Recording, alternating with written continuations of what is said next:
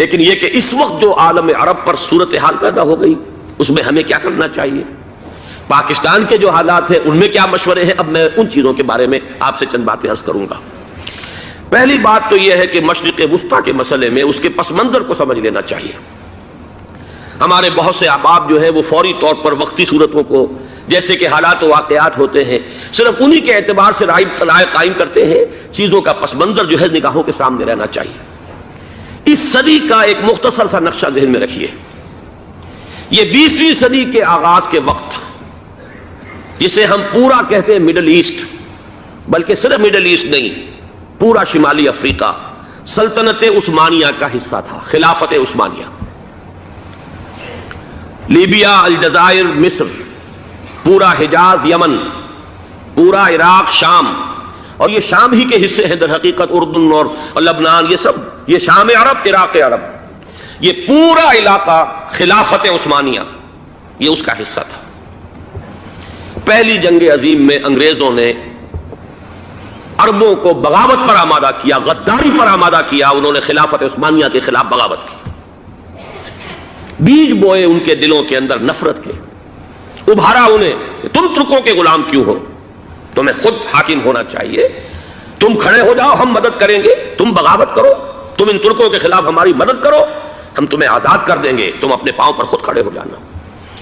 یہ بہت ہی ہمارے لیے دردناک المیہ ہے اس پہلی جنگ عظیم کا۔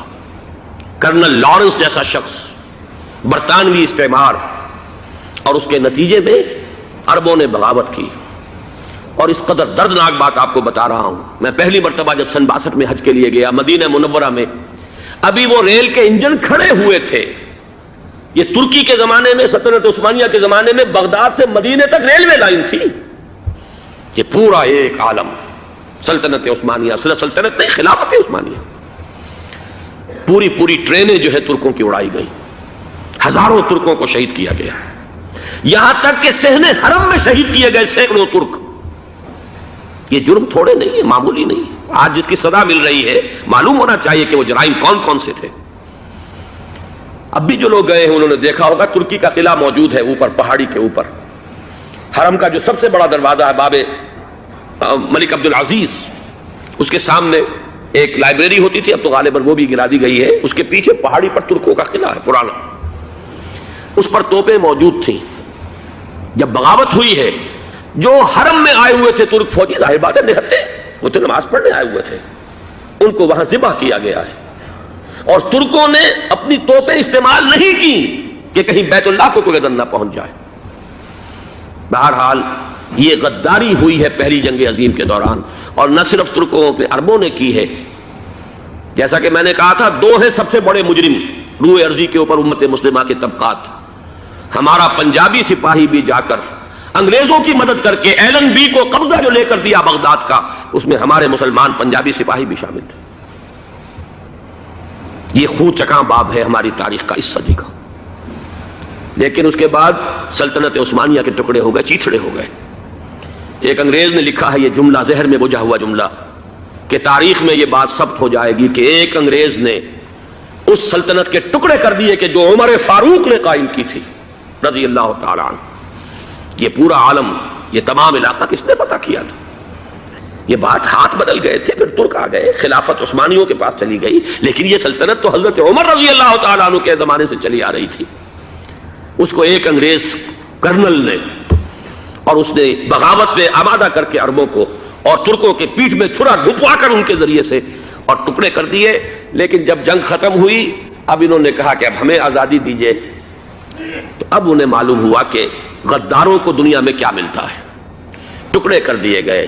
یہ حصہ عراق یہ انگریز کے پاس رہے گا، شام کا یہ علاقہ یہ فرانسیسیوں کے پاس رہے گا، مصر پر انگریزوں کا تسلط رہے گا، لیبیا اطالویوں کے پاس رہے گا، لے دے کر یہ جو علاقہ تھا حجاز، چونکہ وہاں کچھ تھا ہی نہیں، بوادن غیر ذی زرع، یہ عربوں کے پاس چھوڑ دیا گیا۔ اس وقت جو بادشاہ ہیں شاہ حسین اردن کے، ان کے دادا سب سے بڑے غدار وہی تھے، لہذا ان کو اس علاقے کی بادشاہت دے دی گئی۔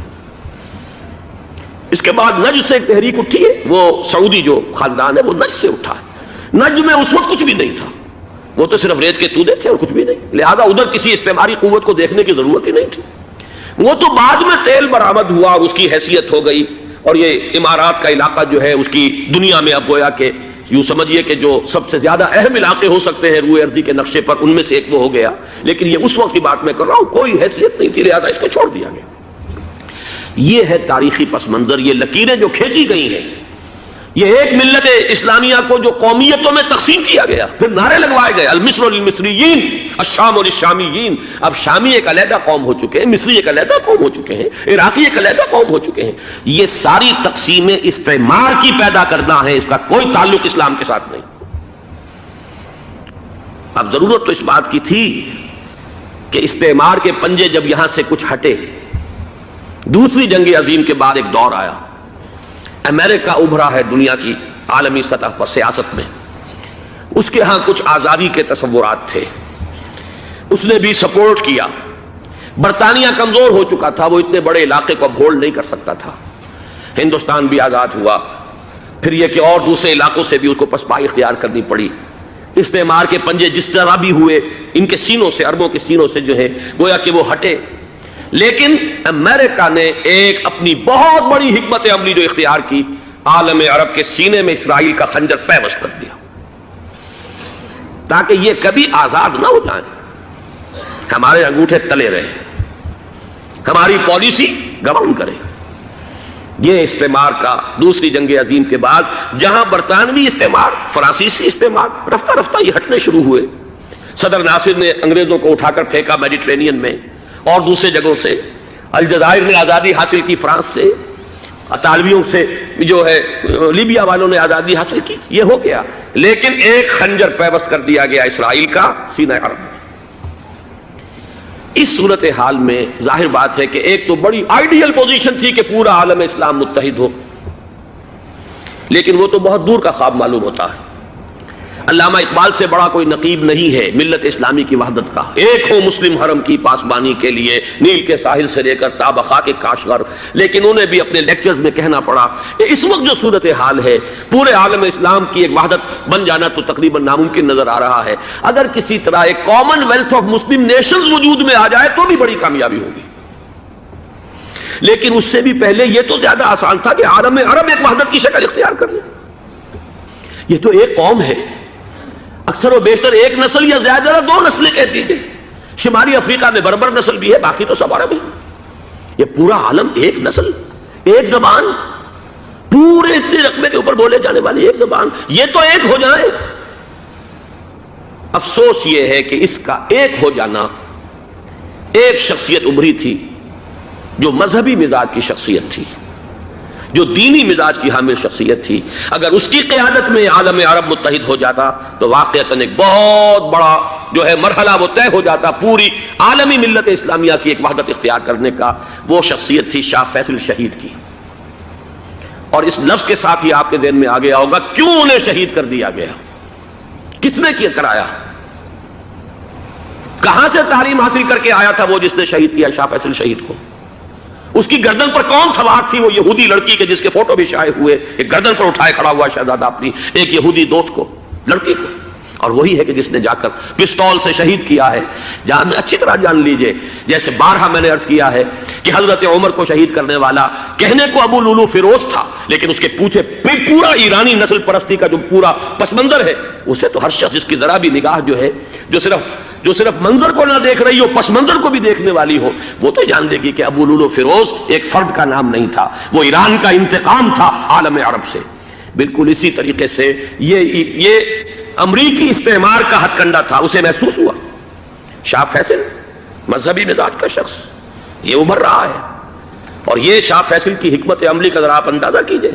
لاہور میں سمٹ کانفرنس ہوئی, اس میں وہ آئے, سب سے ٹاورنگ پرسنالٹی پورے اس وقت عالم اسلام کے اندر شاہ فیصل کی تھی.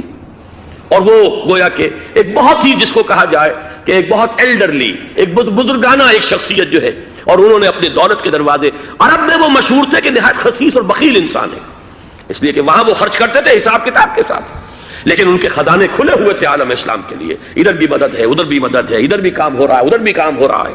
پھر انہوں نے تیل کا ہتھیار استعمال کر کے ایک دفعہ امریکہ کو دن میں تارے دکھا دیے تھے, لہذا ان کا ہٹایا جانا سین سے یہ امریکی استعمار کے لیے لازم تھا۔ اب لے دے کر رہ گئے کون؟ سیکولر مزاج کے لوگ۔ پہلی اٹیمپٹ جمال عبد الناصر نے کی، ناکام ہو گیا۔ قذافی صاحب نے کوشش کی کہ وہ ان کی جانشینی حاصل کر لے، ناکام ہو گیا۔ اب ایک تیسری شخصیت صدام حسین کی، ملحد ہے، اسلام سے کوئی سروکار نہیں، باس کا فلسفہ، سیکولرزم پلس عرب نیشنلزم، یہ اصول ہے۔ لیکن یہ ہے کہ یہ شخصیت ابو بکر ایسی آئی ہے کہ اس سے اس وقت یہ جان لیجئے، میں امریکہ میں بھی عربوں سے مل کر آیا ہوں، سعودی عرب میں بھی اب میں وہ دیکھ آیا ہوں، نوجوان نسل جو ہے عربوں کی، پورا جو دوسرے عرب ممالک ہیں جہاں پر کہ مذہب کا اتنا چرچا ہی نہیں ہے، پورا فلسطینی عرب، جارڈن کے عرب، شامی عرب عوام، وہ سب کے سب صدام کے پیچھے ہیں اس وقت، اس لیے کہ انہیں نظر آ رہا ہے کہ ایک شخص پھر ایسا پیدا ہو کر سامنے آ گیا ہے جو شاید عالم عرب کو پھر یونائٹ کر دے۔ اور یہ ہے اصل وہ شے کہ جو امریکہ کے لیے کسی صورت میں قابل قبول نہیں۔ دولت کے یہ ذخائر، خلیج کی یہ دولت، سیال سونا اور اس کے ذخیرے، اور یہ کسی طریقے سے یہ امریکہ کے زیر اثر نہ رہے، یہ ہے وہ شے جو اسے برداشت نہیں ہے۔ وہ کوئی عربوں کی محبت میں نہیں آیا 2.5 لاکھ فوج لے کر، وہ کوئی شاہی عرب جو خاندان ہے سعودی، اس سے اس کی کوئی دلچسپی نہیں ہے، کوئی پتہ نہیں کہ وہ خود ان کو ہٹا دیں اور وہاں پر کوئی جمہوری ڈھانچہ جو ہے وہاں پہ کھڑا کروا دے خود امریکہ۔ اس لیے کہ سعودی عرب میں دیکھ آیا ہوں، حالات اگرچہ ظاہر بات ہے کہ زیادہ گہرائی میں تو وہاں جانے کا موقع ہی نہیں ہوتا، بہت ہی مستبد حکومت ہے، لیکن صاف نظر آ رہا ہے کہ اس وقت دونوں طبقے نوجوانوں کے جو ہے وہ شاہی خاندان کے شدید خلاف ہو چکے ہیں۔ جو وہاں پر جدید مثقف طبقہ ہے، جدید تعلیم یافتہ، جو باہر پڑھ کر آیا ہے امریکہ میں اور کہیں اور وہ کثیر تعداد میں، اب وہ صاف سوال کر رہے ہیں کہ یہ بلینز اور بلینز آف ڈالرز کے جو ہمارا خرچہ آتا تھا، ہمارے ہتھیاروں کے آرڈر جاتے تھے، وہ کہاں گئے؟ کل 65,000 فوج، اور عرب کے پاس، سعودی عرب کے پاس اتنے ٹینک بھی نہیں ہیں جتنے کہ یمن جیسے غریب ملک کے پاس ہے، تو ہمارا روپیہ یہ گیا کہاں؟ یہ ایک سوال ہے جو ہر شخص کے ذہن کے سامنے ہے۔ اب ہمیں اپنے معاملات کو خود سنبھالنا ہوگا۔ اسی طریقے سے جو مذہبی طبقہ ہے، اور وہاں ہے بڑی تعداد میں مذہبی طبقہ نوجوان جن میں بڑا جذبہ ہے، اور ان کا وہ جوش جہاد انہیں جہاد افغانستان تک لے کر آیا ہے۔ سینکڑوں عرب نوجوان یہاں جو ہے شہید ہوئے، اپنے ملک میں تو انہیں بولنے کی بھی کوئی امکان نہیں ہے، لیکن یہاں وہ جذبہ جو اندر اندر پروان چڑھ رہا ہے، وہ جذبہ انہیں لایا ہے، اور افغانستان کی سنگلاخ وادیوں کے اندر انہوں نے جام شہادت نوش کیا ہے۔ وہ طبقہ بھی شدید مخالف ہو چکا ہے کہ انہوں نے امریکیوں کو بلا کر، ان میں یہودی بھی ہیں، عیسائی تو ہے ہی ہے، یہودی ہیں، یہودی عورتیں ہیں، جو کچھ اب وہاں بے حیائی اور بے پردگی کے مناظر نظر آ رہے ہیں۔ یہ سرزمین عرب، میں نے امریکہ میں تقریر سنی ہے، اسنا کے جو فائنل ان کا ایک سیشن تھا، اسلامک سوسائٹی آف نارتھ امریکہ، جس میں میں مدعو کیا گیا تھا، اور اسی لیے میں نے یہ سفر کیا تھا۔ ایک نوجوان نے جو تقریر وہاں پر کی ہے، واقعہ یہ ہے کہ میں حیران رہ گیا اس کی جرأت کا۔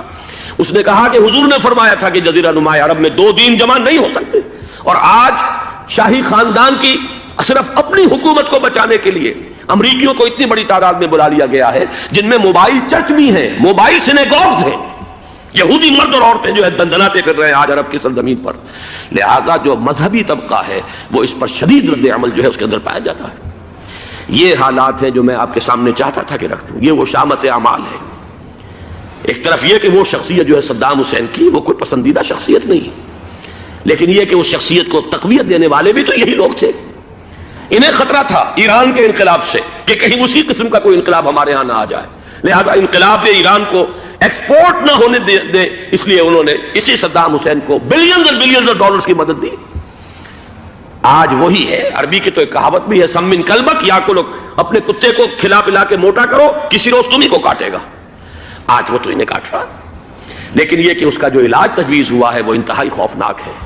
2.5 لاکھ امریکی، وہ استعمار کے پنجے جو بمشکل عالم عرب کے سینے سے جو گڑے ہوئے تھے اس استعمار نے، مشکل ہٹے تھے کہ ایک دم اب وہاں پر خبریں آ رہی ہیں، فرانسیسی بھی آ رہے ہیں، برطانوی بھی آ رہے ہیں، کہاں کہاں سے فوجیں آ رہی ہیں، اور وہاں پر 2.5 لاکھ تو صرف امریکن آرمی کا، اس میں تقریباً 1.5 لاکھ تو پہنچ چکی، اور جو بھی ہوگا وہاں پر جیسا کہ میں نے عرض کیا ہے اس قدر خوفناک سین ہے۔ میں نے بہت سے حضرات واقف ہوں گے، کئی مرتبہ میں نے حوالہ دیا ہے مولانا سید حامد میاں رحمہ اللہ کا، انہوں نے ایک دفعہ مجھے بتایا تھا کہ احادیث میں جو قرب قیامت کے حالات و واقعات کی پیشن گوئیاں ہیں، ان میں یہ ہے کہ وہ جو آخری جنگ ہونی ہے جو کہ دجال کے خلاف ہوگی مسلمانوں کی، اور جس میں کہ حضرت مسیح علیہ السلام کا نزول ہوگا، جس کے سلسلے میں اس سے پہلے ایک جنگ ہوگی بہت خوفناک، بہت خوفناک۔ اور عجیب الفاظ ان کے یہ تھے کہ اس میں ایک طرف مسلمان اور عیسائی اور یہودی تینوں ہوں گے۔ یہ بات سمجھ میں نہیں آتی تھی کہ مسلمان اور یہودی ایک جگہ کیسے جمع ہو سکتے ہیں۔ آج وہ نقشہ نظر آ گیا ہے۔ آج اسرائیل، امریکہ، سعودی عرب اب یہ ایک ہیں، بلکہ چلتے آئیے مصر، اسرائیل، سعودی عرب اور جو بھی ان کے حواری ہیں وہ سب ایک صف میں کھڑے، اور ان کے اوپر سیادت کس کی ہے؟ امریکا کی۔ وہ نقشہ آ گیا ہے۔ اور اس جنگ کے سلسلے میں مولانا حامد میاں رحمہ اللہ نے مجھے بتایا تھا کہ حدیث میں الفاظ آئے ہیں، اتنے لوگ ہلاک ہوں گے، اتنے لوگ ہلاک ہوں گے، اتنے لوگ ہلاک ہوں گے کہ ایک پرندہ سینکڑوں میل تک اڑتا ہوا چلا جائے گا اور اسے سوائے لاشوں کے اور کچھ نظر نہیں آئے۔ یہ نقشہ خاکم بدہن تلا ہوا ہے، کھڑا ہوا ہے۔ جو بھی ہوگا کیمیاوی جنگ، کیمیاوی وارفیئر، کیمیکل وارفیئر، اور پھر ایٹمک وارفیئر، جس کی کھلی دھمکیاں دی جا چکی ہیں۔ کبھی کوریا کے بارے میں اندیشہ تھا کہ یہ درندے خدا کی دھرتی کو، کوریا کی غریب بستی کو ناگاساکی بنا کے چھوڑیں گے، ہیروشیما بنا کے چھوڑیں گے۔ آج وہ صورتحال جو ہے عالم عرب پر، heart of the Arab land, اس پر یہ صورتحال بالکل تلی کھڑی ہے۔ اس میں ہمیں کیا کرنا چاہیے؟ میں نے یہ چاہا کہ پورا پس منظر آپ کے سامنے ہو، صرف وقتی سا کوئی ایک نعرہ، وقتی سی کوئی ایک خبر، اس کے حوالے سے ایک جذبات کا معاملہ، پورا ایک پس منظر سامنے رکھیے۔ اب وہ آپ کو شاید میری باتیں جو ہیں وہ سمجھ میں آ جائیں۔ نمبر ایک، ہمیں کسی صورت اس جنگ میں امریکہ کے گھڑے کی مچھلی نہیں بننا چاہیے۔ امریکہ اسلام کے تحفظ کے لیے نہیں آیا، امریکہ حرمین کی حفاظت کے لیے نہیں آیا، امریکہ اپنے مفادات، عالمی مفادات کے تحفظ کے لیے آیا، اور زیادہ سے زیادہ آپ کہہ سکتے ہیں کہ وہ سعودی شاہی خاندان کی حفاظت کے لیے آیا۔ اور بڑا عمدہ مضمون چھپا تھا پچھلے، بلکہ ابھی تک تو وہ تازہ ہی ہے جب تک نیا نہیں آتا، ندا میں، جس کا عنوان تھا اربوں کا چھرا اور اربوں کا گدا۔ سارے پیسے بھی انہیں سے لے رہے ہیں۔ $12 بلین کا ایک چیک لے کر گیا جیمز بیکر۔ اندازہ تو کیجیے دنیا کہاں سے کہاں پہنچ گئی۔ میں حیرت ہوں کہ دنیا کیا سے کیا ہو جائے گی۔ 2 ماہ قبل اس کا تصور نہیں ہو سکتا تھا۔ اتنی بڑی قوت امریکہ کی، تباہ کن قوت، اور جمع ہو جائے گی عرب کے اندر۔ لیکن یہ کہ وہ کوس بھی اربوں ہی کی ہوگی، انہی کا چھرا، انہی کا گلا۔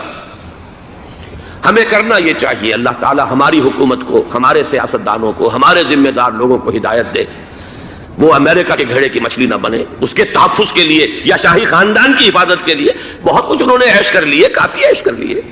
باقی یہ کہ اب جو کچھ ہونا ہے وہ ہونا ہے۔ حرمین شریفین کو تو خود عرب کے لوگ کہتے ہیں کہ کوئی خطرہ نہیں ہے۔ سارا جھگڑا تو وہ تیل کی دولت کا ہے۔ وہ تیل کی دولت جو ہے وہ شمال مشرقی کونے کے اندر ہے۔ بلکہ یہ کہ جو رد عمل پیدا ہوا عالم اسلام میں اور سعودی عرب میں، خود اس کے مذہبی نوجوانوں میں امریکی فوجوں کی آمد کے خلاف اس کا جواب دیا گیا رابطہ عالم اسلامی کی طرف سے کہ یہ جو بھی جنگ کا محاذ ہے، جو فوجیں ہیں، یہ حرمین سے تو 1500 کلومیٹر دور ہیں، تو حرمین کو تو کوئی خطرہ نہیں ہے۔ خطرہ ہے امریکہ کے عالمی مفادات کو۔ آج آپ کو معلوم ہے دنیا 2 طبقوں میں بٹی ہوئی ہے، دی رچ اینڈ دی پور۔ یہ جو اقوام ہیں، جو 6-7 قومیں شمار ہوتی ہیں دنیا کی دولت مند قومیں، ان کے لیے خطرہ ہے کہ یہ اگر ہم ان کا جو سب سے بڑا ذریعہ ہے اس کا صنعت کا، یہ تیل، اگر اس کو کچھ ہو گیا تو ان کی سب کی اکانومی جو ہے وہ دم دھڑام سے زمین پر آ جائے گی، وہ بھی برابر ہو کر رہ جائیں گے دنیا کے دوسرے ملکوں کے۔ یہ اس کی حفاظت کے لیے آئے ہیں۔ ہمارے نوجوان کو آج میں سوچتا ہوں کاش کہ ہمیں معلوم ہو، ہمیں وہ تاریخ دہرانی نہیں چاہیے کہ ہم نے پہلی جنگ عظیم میں انگریزوں کے استعمار کے پنجے گڑوانے کے لیے اپنی جانیں دیں۔ پنجاب کا نوجوان، پنجاب کا مسلمان سپاہی بھی جا کر ایلن بی کو قبضہ دلوانے کے اندر اور بغداد پر قبضہ کرانے میں اس کے تعاون کیا، اس کی مدد کی۔ کیا آج بھی وہی تاریخ اپنے آپ کو دہرائے گی؟ آج ہمارا فوجی جائے گا وہاں پر امریکہ کے تحفظ کے لیے، اس کے مفادات کے تحفظ کے لیے۔ پہلی بات یہ کہ یہ ہرگز نہیں ہونا چاہیے۔ ہونا کیا چاہیے؟ پہلی کوشش یہ ہو کہ یہ بین الاسلامی معاملہ بنے، مسلمان امت آئے، امریکی فوجیں جائیں، فرانسیسی جائیں، برطانوی جائیں۔ ہاں اس صورت میں میں کہتا ہوں پاکستان کا ایک ایک بچہ وہاں جائے اور اپنی جان قربان کر دے، اس لیے کہ یہ قرآن کا حکم ہے۔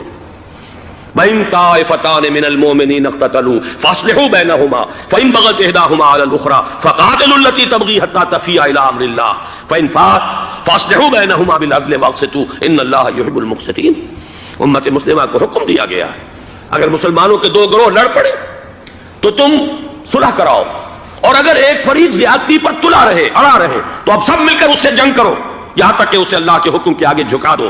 پھر اگر وہ اللہ کا حکم مان لے، صلح پر آ جائے، تو پھر عدل و قسط کے ساتھ ان کے درمیان صلح کرا دو۔ یہ ہمیں حکم ہے، مسلمانوں کو حکم ہے۔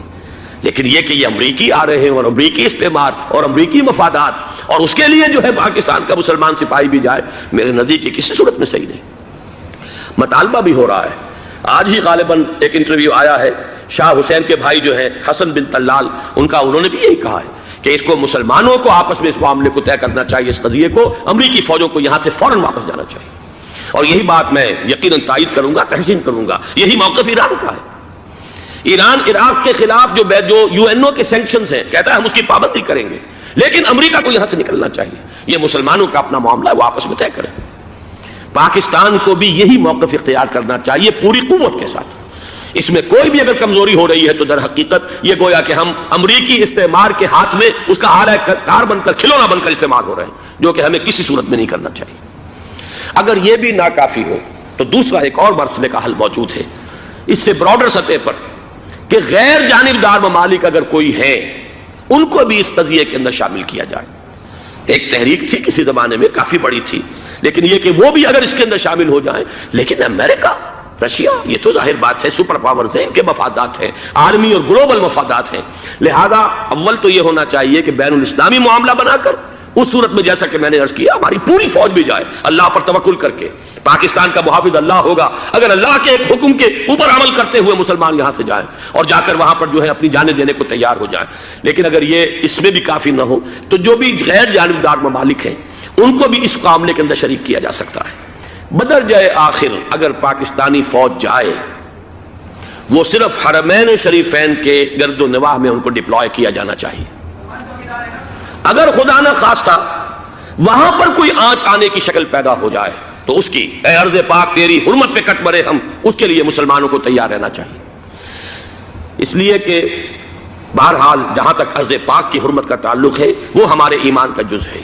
باقی برطانوی مفادات، امریکی مفادات، صنعتی ممالک کے مفادات، یا کسی شاہی خاندان کے مفادات، یہ شاہی خاندان یہ تو گرتی ہوئی دیواریں ہیں، جانا ہے آج نہیں تو کل، لیکن یہ کہ اصل معاملہ ہے امت کا، اصل معاملہ ہے امت مسلمہ کا، اصل معاملہ ہے حرمین شریفین کا، لہذا ان دونوں چیزوں کو لازماً گڈمڈ نہ کریں۔ آپ حضرات کے علم میں ہے کہ اس سے پہلے ایران کی طرف سے بار بار مطالبہ ہوا کہ حرمین کو بین الاسلامی کنٹرول میں دے دیا جائے اور سعودی عرب کا اس کے اوپر سے جو انتظامی عمل دخل ختم کر دیا جائے۔ میں نے کبھی تائید نہیں کی، اس لیے نہیں کی کہ میرا مشاہدہ ہے، میں گیا ہوں بارہا، سعودی عرب کی حکومت نے چاہے خود بھی بڑے بڑے محل بنائے ہیں لیکن حرمین کی خدمت کے اندر بھی کوئی کمی نہیں کی، اس پر انہوں نے اربوں ڈالر اس پر بھی خرچ کیا ہے، اس کے اوپر انہوں نے اس حج کے انتظامات پر پوری حکومت جو ہے وہ اپنے آپ کو لگائے رکھتی ہے۔ لہذا اس اعتبار سے کوئی کمی کی بات نہیں وہاں پر آئی کہ جس کے لیے ضرورت ہو کہ ان کا عمل دخل وہاں سے ختم کیا جائے، لیکن یہ صورتحال اب جو پیدا ہو گئی ہے یہ بالکل مختلف ہے، اسے اس کے کانٹیکسٹ کے اندر دیکھا جانا چاہیے، اور اسی کے حوالے سے میں نے چند رائے آپ کے سامنے رکھی۔ اب آئیے پاکستان کی طرف جو ہمارا اصل مسئلہ ہے، اس کے تو ہم سب سے بڑے ذمہ دار ہیں، اس کی بھلائی ہے تو، برائی ہے تو، اس میں خیر آتا ہے تو وہ بھی ہماری کوشش اس کے لیے ضروری ہے، اور کوئی شر پیدا ہوتا ہے تو اس کی ذمہ داری بھی ہم پر آئے گی۔ اس کے ضمن میں چند باتیں عرض کر رہا ہوں۔ شدید ترین خطرہ ہے، جیسا کہ میں عرض کر چکا ہوں، کہ بھارت حملہ کرے گا۔ مجھے تو تقریباً یہ رائٹنگ آن دی وال کے مانند ایک فیصلہ نظر آ رہا ہے، بلکہ آج میں کسی سے کہہ رہا تھا کہ اگر اب نہیں تو پھر کبھی بھارت حملہ نہیں کر سکتا۔ اس کے لیے سچویشن بالکل رائٹ ہے۔ 2 مرتبہ ایکسرسائز کر چکا ہے وہ، خاص ٹارگٹ بنا کر حیدرآباد کو، اور اس کے پیش نظر ہے سندھ میں جو بھی خلفشار ہے اسے اس کے علم میں ہے، جو بھی تصادم ہے۔ اب بھی اگرچہ اس وقت کی جو ہماری اندرونی سیاست ہے یہ اس کا کرشمہ سامنے آیا ہے کہ جی ایم سید صاحب کو ایگزونریٹ کیا جا رہا ہے، ان کو اب محب وطن کا خطاب دوبارہ دیا جا رہا ہے۔ وہ شخص جس نے اسلام کے خلاف انتہائی زہریلی باتیں کی ہیں، وہ شخص جس کی کتاب اب پاکستان ٹوٹ جانا چاہیے، وہ لاکھوں کی تعداد میں ہندوستان سے چھپ کر آئی ہے، یہاں تقسیم ہوئی ہے، آج اسے سند دی جا رہی ہے۔ یہ ہے ہماری اندرونی سیاست کے کرشمے، میں اس پر تفصیل سے نہیں جانا چاہتا، لیکن اس شخص کی دیکھیے، وہ جو علامہ اقبال کا شعر ہے کہ بت کرے میں برہمن کی پختہ زناری بھی دیکھ، دیکھ کعبے میں شکست رشتہ تسبیح شیخ اور بت قدے میں برہمن کی پختہ زناری بھی دیکھ کہ نظر یہ آ رہا ہے کہ اس نے رہا ہوتے ہی پہلا بیان یہ دیا ہے کہ ہماری پہلی ترجیح یہ ہے کہ پاکستان ٹوٹ جائے اور ہندوستان کے ساتھ ہم ایک انڈیپینڈنٹ اسٹیٹ کی حیثیت سے کنفیڈریشن قائم کریں، سندھو دیش confederation with India independent of Pakistan. پھر دوسری ترجیح بھی ہے، تیسری آخری ترجیح یہ ہے کہ پاکستان کو 5 ریاستوں میں تقسیم کر دیا جائے اور ایک لوز کانفیڈریشن ہو، بس اس کے سوا کچھ نہیں۔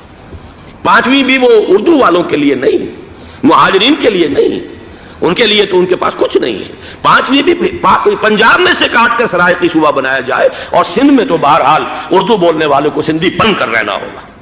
یہ اس شخص کا رہائی کے بعد بھی بیان ہے جسے آپ سند دے رہے ہیں کہ وہ محب وطن ہے، اور وہ غدار نہیں ہے، وہ پاکستان کا مخالف نہیں ہے۔ بہرحال یہ حالات جو ہے انتہائی خوفناک ہیں ہمارے۔ آج کشمیر میں جو صورتحال ہے ہندوستان کے لیے انتہائی تشویشناک ہے۔ جو بدنامی اس کو مل سکتی تھی مل چکی ہے، اور یہ آپ نے دیکھ لیا وہ امریکہ بہادر جو 1.5-2 لاکھ آدمی لے کر پہنچ گیا سعودی عرب میں، اس نے انگلی تک نہیں اٹھائی ہے کہ کشمیر میں بھارت کیا کر رہا ہے۔ یہ ہے ان کی ڈبل سٹینڈرڈز، یہ ہے ان کی بے ایمانیاں کہ بھارت جو کچھ کر رہا ہے وہاں۔ آج اگر ظلم ہو رہا ہے کویت میں عراقیوں کے ذریعے، پورے ورلڈ ٹیلی ویژن پر، CNN پر، فلاں پر اور اخبارات میں، آج بھی ایک لمبا مضمون میں نے اخبار میں پڑھا ہے، لیکن یہ ہے کہ کشمیر میں کیا ہو رہا ہے کہیں تذکرہ نہیں ہو رہا۔ یہ ہے دنیا کے اندر دیانت اور امانت اور شرافت کا حال، اور بین الاقوامی سیاست جو ہے اس کے ڈبل سٹینڈرڈز۔ لہذا جو بدنامی بھارت کو آ سکتی تھی وہ آ چکی ہے۔ ہندوستان سے ایک نوجوان مسلمان صحافی دہلی سے آئے تھے، نئی دنیا ایک پرچہ نکلتا ہے اس کے طرف سے وہ دورہ کر کے گئے ہیں، مجھ سے بھی لاہور میں ملے تھے، تقریباً 1 مہینہ 1.5 مہینہ ہوا۔ ان کے الفاظ سن کر میں کانپ گیا تھا۔ انہوں نے کہا تھا کہ بھارت کی حکومت اس کے اوپر تلی ہوئی ہے کہ چاہے ایک اور آخری کشمیری کو بھی ہلاک کرنا پڑے، وہ کشمیر کے اندر کبھی بھی کوئی معاملہ جو ہے کشمیر کی آزادی یا کشمیر کو پاکستان کے لیے جانے کے لیے تیار نہیں ہے۔ کیا بگڑے گا اس کا؟ آپ سمجھیے کہ اگر 80-90 کروڑ قوم کی ایک قوم ہے، 1 کروڑ آدمی ختم کر دیں، ان کا دل تو جو ہے اس پہ دکھے گا نہیں۔ حال ہمارا یہ ہے کہ ہم تو کوئی چیلنج بھی نہیں کر سکے، ہم تو اپنی صفائی دیتے رہے کہ نہیں ہمارا کوئی ہاتھ نہیں ہے، ہم نے کچھ نہیں کیا ہے، ہمارا کوئی اس کے اندر عمل دخل نہیں ہے، بس یہی ہماری ڈپلومیسی کا شاہکار رہا ہے۔ یہ حال ہے پاکستان کا۔ لہذا بھارت کا وہ معاملہ جو ہے، میں نے جیسا کہ آپ کے سامنے مختلف فیکٹرز گنوا دیے تھے، اندرونی اس کی سیاست، اندرونی خلفشاں، وہ تو اب آ کر رہے گا۔ اللہ یہ کہ اللہ تعالیٰ کے قبضہ قدرت میں ہر شے ہے، وہ ٹال دے تو ٹال دے۔ مجھے اقبال کا وہ شعر یاد آ رہا ہے، تقدیر تو مبرم نظر آتی ہے ولیکن پیران کلیسا کی دعا ہے کہ یہ ٹل جائے۔ ہم دعا کریں کہ یہ ٹل جائے وقت، لیکن یہ ہے کہ تقدیر مبرم نظر آ رہی۔ اس حالت میں ہمیں کیا کرنا چاہیے؟ نمبر 1 یہ کہ سب سے اہم شے ہے قومی یکجہتی، اور قومی یکجہتی کے اعتبار سے انتہائی خوفناک مرحلہ آ رہا ہے انتخابات کا۔ انتخابات میں تو کچھ نہ کچھ فساد، کچھ نہ کچھ دنگا، کچھ نہ کچھ ہنگامہ، ایک دوسرے کے خلاف کیچڑ، ایک دوسرے کے خلاف الزامات، بوچھاڑ، یہ تو بڑھتے ہیں۔ بھارت میں بھی قتل و غارت گری ہو جاتی ہے کچھ نہ کچھ۔ لہذا یہاں پر بھی پیر پگاڑا صاحب جو ہمیشہ سے کہتے چلے آ رہے ہیں فیملی پلاننگ، آج پھر ان کا جملہ آ گیا ہے کہ شاید اس انتخابات میں فیملی پلاننگ کے ذریعے سے کوئی بہت بڑا کام ہو جائے۔ پہلی بات تو یہ ہے کہ میں نے اب تک یہ کہا ہے کہ انتخاب کسی صورت میں پوسٹ پون نہیں ہونے چاہیے۔ اب بھی میں یہ کہتا ہوں کہ اگر تو انتخابات کا بدل صرف ایک ہے اور وہ مارشل لا ہے، تو پھر مارشل لا سے تو بہتر ہے کہ وہ انتخابات ہوں چاہے اس میں کوئی خلفشار بھی ہو، اس لیے کہ مارشل لا کا مطلب جو ہے وہ تو سندھ کے اندر ایک ناگزیر دھماکہ ہو جائے گا، تباہ کن، خوفناک، اور پھر بھارت کو کچھ کرنے کی ضرورت نہیں ہوگی، کیا کرایا اسے سارا معاملہ سندھ کے اندر سے مل جائے گا۔ مارشل لا ہرگز نہیں ہونا چاہیے۔ وہ بات جو سن 80 میں نے 18 اگست 1980 کو کہی تھی ضیاء الحق مرحوم سے، آج پھر اسی بات کی میں تکرار کر رہا ہوں، اعادہ کر رہا ہوں۔ مارشل لا پاکستان کے لیے سوسائڈل ہے، لیکن ایک آلٹرنیٹ سامنے آیا ہے۔ ایک تو پشاور ہائی کورٹ کا ورڈکٹ آ گیا، اور یہ کہ کچھ اور لوگوں کی طرف سے بھی باتیں آئی ہیں۔ 1-2 دن ہوئے ہیں، جنگ میں 2 اہم سرخیاں تھیں، اور وہ بڑے اونچے حلقہ جو ہمارا فوج کا اونچا حلقہ ہے اس کی طرف سے، اگرچہ نام کسی کا نہیں تھا۔ ایک تو یہ کہ ماشاء اللہ یہاں کسی صورت نہیں لگے گا، دوسرے یہ کہ کوئی قومی حکومت کی تشکیل جو ہے اگر کسی طرح ہو سکتی ہو تو وہ اس وقت کا حل ہے، اور وہ اسی شکل میں ممکن ہے۔ اگر تو الیکشن آپ پوسٹ پون کرتے ہیں اور اسمبلیاں پرانی بحال نہیں کرتے، تو پھر تو اس کا مطلب یہ کہ ہمارا کانسٹیٹیوشن ایبروگیٹ ہو گیا، اور اس کا آلٹرنیٹ سوائے ایک مارشل لا کے اور کوئی نہیں ہے۔ لیکن اگر صدر اسحاق صاحب ہمت کر لیں ملک کے حالات کو دیکھ کر، جو اس وقت صورتحال ہے، جو خطرات ہیں بارڈر پر، ان کو دیکھتے ہوئے یا تو یہ کہ عدالتوں کے ذریعے سے اسمبلیاں بحال ہو جائیں، اس میں حکومت زیادہ رکاوٹ نہ ڈالے، یا یہ کہ خود صدر اسحاق صاحب واپس لے سکتے ہو قدم تو واپس لے لیں، لیکن یہ کہ تمام پارٹی سے یہ پہلے عہد لے لیا جائے کہ وہ ایک قومی حکومت کی تشکیل کریں گے۔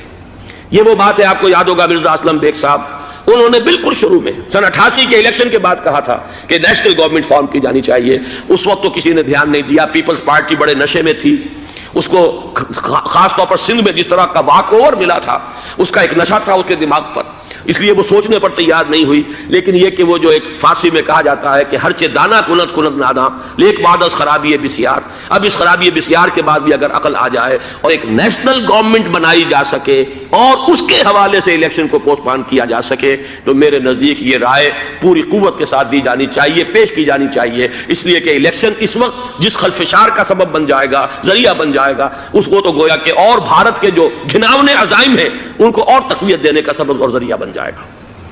دوسری بات یہ، اس قوم کے اندر جذبہ جہاد، وہ ڈیفینسو جہاد، دفاعی جہاد، جس کے بارے میں کوئی دو رائے نہیں ہو سکتی کہ اس کے لیے جو جان بھی دی جائے گی وہ شہادت کی موت ہوگی، اس لیے کہ حضور کی حدیث ہے من قتل دون مالہ فہو شہید، جو شخص اپنے مال کی حفاظت کرتے ہوئے مارا گیا مسلمان وہ شہید ہے۔ تو ظاہر بات ہے کہ اپنی آزادی کا تحفظ جو ہے وہ مال کے تحفظ سے زیادہ اہمیت رکھنے والی شے ہے۔ ایک جذبہ جہاد پیدا کیا جائے اور ایک پیپلز آرمی یہاں پر کھڑی کی جائے، عوامی فوج۔ فوج صرف نہیں کر سکے گی تحفظ جب تک کہ پوری قوم جو ہے وہ فوج کی شکل اختیار نہ کر لے، لیکن ظاہر بات ہے کہ اس کا بھی امکان اسی صورت میں ہوگا جبکہ کوئی ایسی حکومت وجود میں آ گئی ہو کہ جس میں وہ اپوزیشن اور گورنمنٹ کا جھگڑا جو ہے وہ اوپر نہ چل رہا ہو، وہ آپس کی محض آرائی نہ ہو، تبھی کوئی پیپلز آرمی جو ہے اس کا تصور جو ہے سامنے آ سکتا ہے۔ اللہ تعالیٰ توفیق دے کہ ہم اس کو بھی کر سکیں۔ آخری بات، آج میں سوچ رہا تھا کہ حضور کو اللہ تعالیٰ نے 2 تلواریں دے کر بھیجا تھا۔ ایک تلوار قرآن، جاہدہم بہی جہادا کبیرا، اے محمد یہ ہے آپ کی تلوار، اس کے ذریعے جہاد کیجئے، قلع قمع کیجئے جاہلیت قدیمہ کا بھی، قلع قمع کیجئے جاہلیت جدیدہ کا بھی، اور یہ بے یقینی کو رفع کیجئے، ایمان پیدا کیجئے۔ یہ ہے کہ جو آج ہمارے پاس وہ جہاد بالقرآن کے حوالے سے ہے۔ اور دوسرا ہتھیار تھا دین حق، هو الذی ارسل رسولہ بالہدی ودین الحق لیظہرہ علی الدین کلہ۔ وہ نظام عدل اجتماعی، وہ جو واقعہ یہ ہے کہ اگر اس کا نمونہ دنیا کو دکھا دیا جائے تو پوری دنیا اسے قبول کرے گی، اس لیے کہ دنیا تو پیاسی ہے، دنیا مختلف نظاموں کو ٹرائی کر کے تھک چکی ہے۔ اس نے جمہوریت کا تجربہ بھی کر لیا ہے جس نے سرمایہ داروں کی آمریت کی شکل اختیار کر لی، دنیا نے کمیونزم کا تجربہ بھی کر لیا ہے، وہاں سے بھی پسپائی اختیار کر رہی ہے نوع انسانی، لیکن یہ کہ وہ نظام عدل اجتماعی تو ہمارے پاس تھا۔ پچھلے سال آپ کو یاد ہوگا یہاں پر دسمبر کے مہینے میں اس کے اوپر سیمینار ہوئے تھے، سیاسی نظام، معاشی نظام، معاشرتی نظام، اخلاقی نظام، وہ پورا نظام زندگی جو ہے وہ ہمارے پاس ہے جس کے لیے یہ ملک لیا گیا تھا، اسلامی انقلاب برپا کر کے